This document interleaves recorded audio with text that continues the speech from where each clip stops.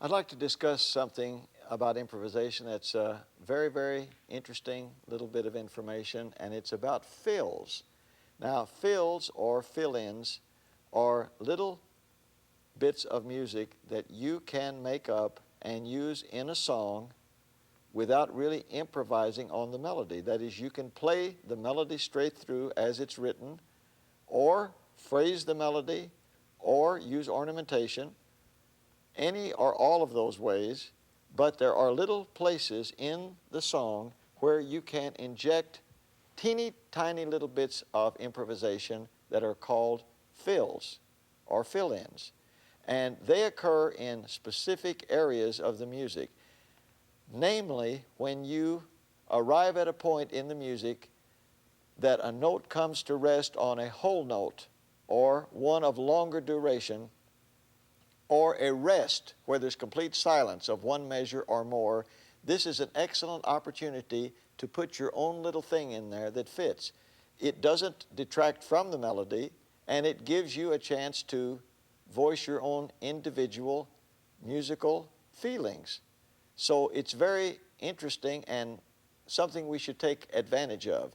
And while it's not truly, in the full sense, a complete abandonment of the melody, it is a little space that we can use to put ourselves into the music. I like them. I like to play songs that have these fills, and I want you to be aware of it and use the opportunity to come in and play some of your own music when these things occur.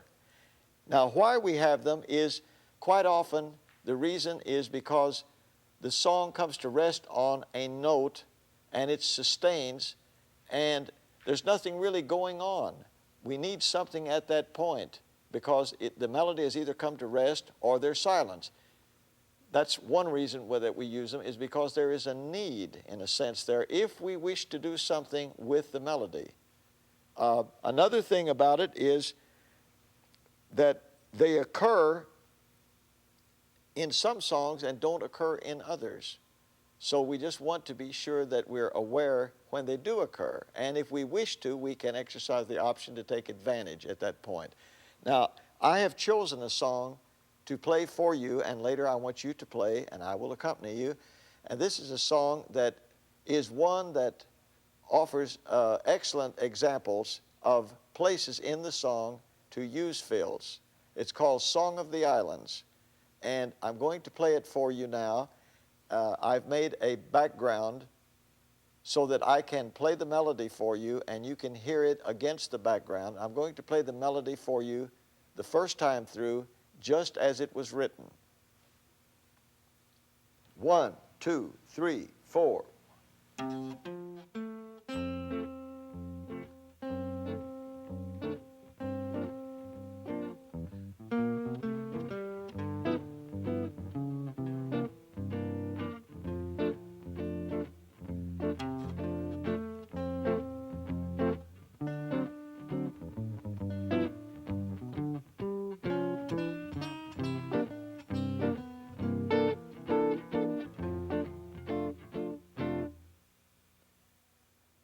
Now that was the melodic version. Now I'm going to play it again and play the rhythm track that I made. And this time I'm going to play the melody again, but when I come to rest on certain notes of a long duration, and incidentally they will be indicated for you so that you can see them. There will be the measures that are in color. At that particular point, I am going to, as a first variation for you, I'm going to make a little fill. It's going to be a fill based on the chord that is being played at that time, but what I'm going to play would be some sort of a scale-like variation, a scale-like fill, a scale-like pattern based on the chord at the moment. So here is the first variation, which is the scale-like variation. 1, 2, 3, 4.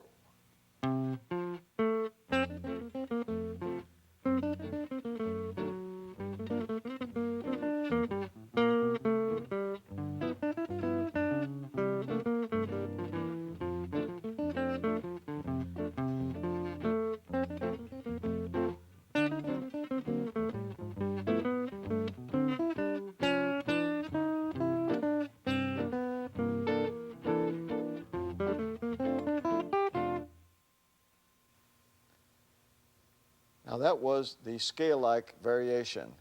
Another way that we can handle this is when it comes time to play those fills in those areas that I mentioned, we can treat it as arpeggios. And so at that point where we fill, the material that we would use to fill there would be arpeggios of the chords that are involved at the moment. So once again, here is Song of the Islands with the arpeggio treatment. 1, 2, 3, 4.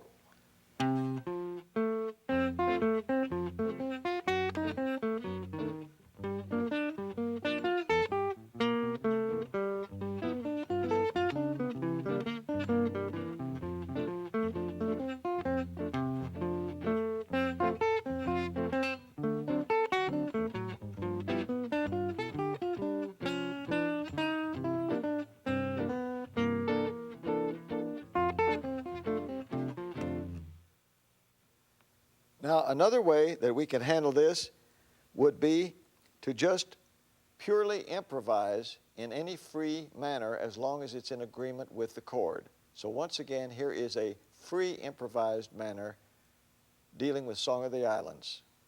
1, 2, 3, 4.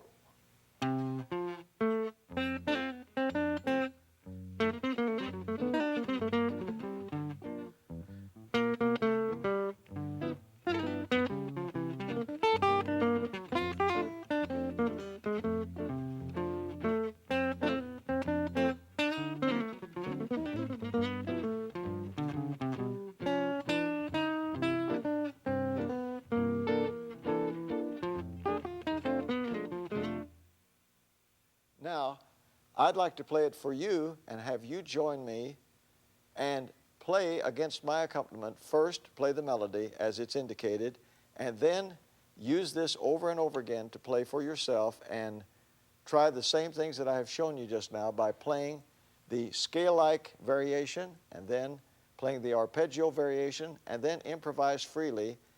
Any thoughts that come to you at those areas that we discussed that fit the chords. So here I am playing the accompaniment of Song of the Islands for you, and I want you to join me. And I'm counting this off for you in the following manner.